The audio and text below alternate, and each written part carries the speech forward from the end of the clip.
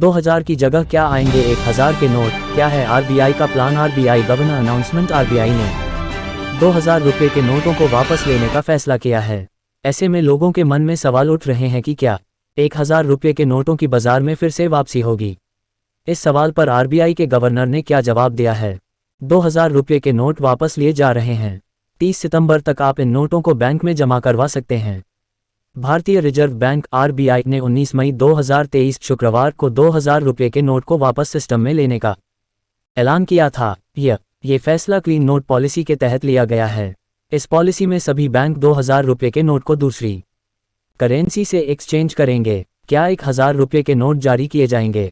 RBI governor Shaktikanta Das ने कहा है कि 1000 रुपये के नोट को वापस लाने का अभी कोई प्रस्ताव जारी नहीं किया गया है।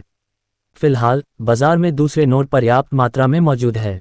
30 सितंबर तक 2000 रुपये के नोट लीगल टेंडर में बने रहेंगे। आप इस नोट को वैध रूप से इस्तेमाल कर सकते हैं। लोगों के पास 30 सितंबर तक नोट एक्सचेंज करवाने का मौका है। 2000 रुपये के नोट को चलन से बाहर क्यों किया गया? इस सवाल पर शक्तिकांत दास ने कहा कि 2000 रुपये के नोटों की हिस्सेदारी बाकी नोटों की तुलना में कम थी। 2000 रुपये के नोटों की हिस्सेदारी 10% से ज़्यादा नहीं है। बड़े पैमाने पर होने वाले लेन देन में भी इनका इस्तेमाल नहीं किया गया था।